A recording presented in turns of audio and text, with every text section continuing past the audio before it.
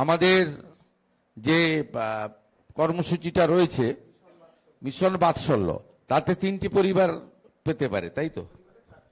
3টি পরিবারে 4 জন 4,000 টাকা করে মাসে আপনার পাবেন, পড়াশোনার জন্য পাবেন, সেটা পাবেন। এর বাইরেও আমি এখানকার রামনগর 1-এর বিডিওকে দায়িত্ব দিয়ে যাব, প্রত্যেকটা পরিবারের যারা উপযুক্ত অন্নপূর্ণা যোজনা, বার্ধক্য ভাতা এবং তাদের বাচ্চাদের পড়াশোনার বিষয় যে সুযোগ রয়েছে আমাদের রাজ্য সরকারের পক্ষ থেকে যতটা সম্ভব আমাদের এই সরকারের পক্ষ থেকে সেটা করা, এবং যাদের বাড়ি নেই তাদেরকেও প্রধানমন্ত্রী আবাস যোজনাতে এই যে বাড়ি আসছে সেই বাড়িতে নাম যুক্ত করা। যতটা সম্ভব আমরা ওদের ফিরিয়ে দিতে পারবো না, ঈশ্বর ভগবান আমাদের সে ক্ষমতা দেননি, তার বাইরেও যেটা করার আমরা করব।